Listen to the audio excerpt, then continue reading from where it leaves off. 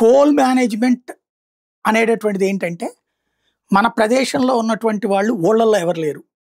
వాళ్ళ ఓటు మనం వేయించుకోవడం. అట్లాగే ఎవరైనా చనిపోయారు. ఆవిడ ఓటు అట్లాగే ఉంది. అది మనకు తెలిసిన వాళ్ళ చేత ఓటేయించడం. ఆ వయసు ఉన్నటువంటి వాళ్ళని పెట్టి.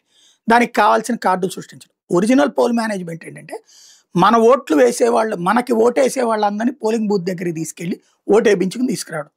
కానీ క్రమంగా మారిపోయిన రాజకీయం ఏంటంటే, పోల్ మేనేజ్మెంట్ అంటే ఈ కాన్సెప్ట్‌లోకి తెర మీదకి వచ్చినటువంటిదయింది.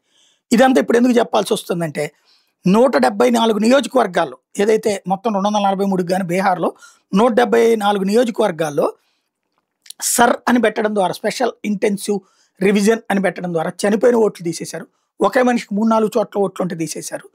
అట్లాంటియన్నీ అట్లాగే ఇతర దేశాల నుంచి వచ్చి ఇక్కడ స్థిరపడ్డటువంటి వాళ్ళ ఓట్లు తీసేశారు. తీసేస్తే 65 లక్షల ఓట్లు తీసేస్తే, ఆ కారణంగానే ఇప్పుడు మహాగఠబంధన్ 35కి పరిమితమైంది. ఇప్పుడు ఇది ది స్ప్లింట్ వాడు ఆ విశ్లేషణ రాసుకొచ్చాడు.